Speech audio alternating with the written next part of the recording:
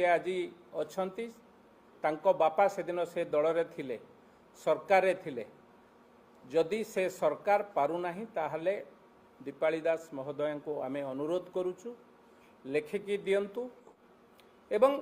जदि दीपाली दास को मनरे मध्य संदेह अछि 2 वर्ष तले तांको बापा को पुलिस लगाई हत्या करिथिबा जो दल रे कोर्ट को लेखिकी दियंतु किंबा सीबीआई तदंत दाबी करंतु निश्चित भावे आमे मध्य चाहूचु नवदास कर हत्याकांड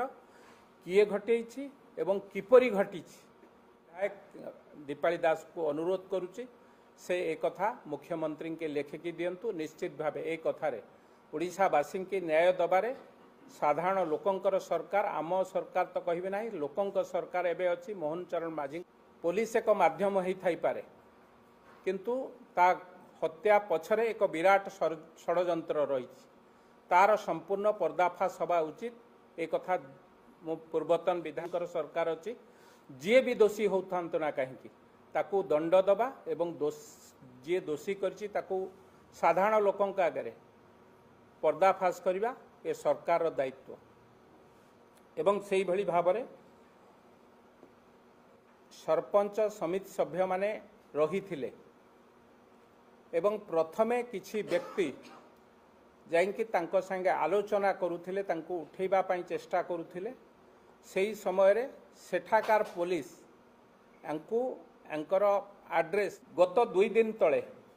छत्तीसगढ़ ठारे आम राज्य रे नुह आम राज्य बाहर छत्तीसगढ़ राज्य रे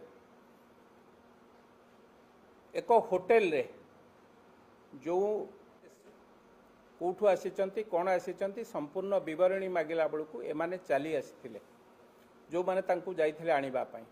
परवर्ती अवस्था रे राति गोटे कि 1:30 हब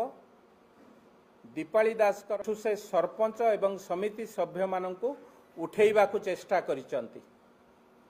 जेहेतु राज्य बाहर केस सेठाकार स्थानीय पुलिस निश्चित भावे राति 1:30 बेले जिते घटना घटी होटेल वाला खबर देछि पुलिस की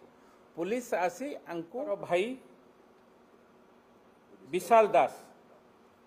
स्वर्गत नवदास पुत्र विशाल दास किछि गुंडा मानकू धरी जोर जबरदस्त से होटेल को भांगी तार चाबी भांगी होटेल को भांगी जोर जबरदस्त से तांकू धरुची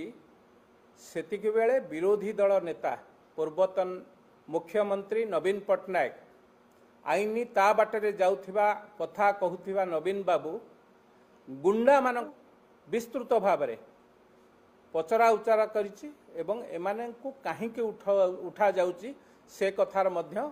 उत्तर तांकठु चाहिछि जो जहार उत्तर एमाने देई पारि नाहंती तेणु मोर प्रश्न बाहर राज्य रे छत्तीसगढ़ रे मध्य जाइकी गुंडागिरी करने को मध्य पछेई नाहंती जोर जबरदस्त से सरपंच हूँ समिति सभ्य मान उठेबा को चेष्टा करिसंती निश्चित भाव एक निंदनीय कथा गणतंत्र रे जो माने न्याय कथा कहउचंती ओडिशा एक शांतिप्रिय राज्य गुंडा गरिमा करिबा विगत सरकार रो नीति एवं धर्म थिला एवं से गुंडा गरिमा एते बढ़ी गला कथा शोभा पाए नाही बिजू जनता दल तार 24 वर्ष शासन में गुंडागिरी करी करी ए कथा को बारंबार करुथिला बेले तांकू एबे नुआ लागुची पुलिस धरिला बेलू जो माने कहूथिले आईनी ता बाटेरे जाऊ आज जेतेबेले पुलिस को पाई जो माने राति अधरे सरपंच एवं समिति सभ्यों को उठेउचंती तांको सपक्ष रे बाहरी थिले एवं छत्तीसगढ़ मुख्यमंत्री पाखकू एही भली वीडियो देखिबा पाई आम चैनल को लाइक शेयर सब्सक्राइब करंतु। Bureau report Odia news.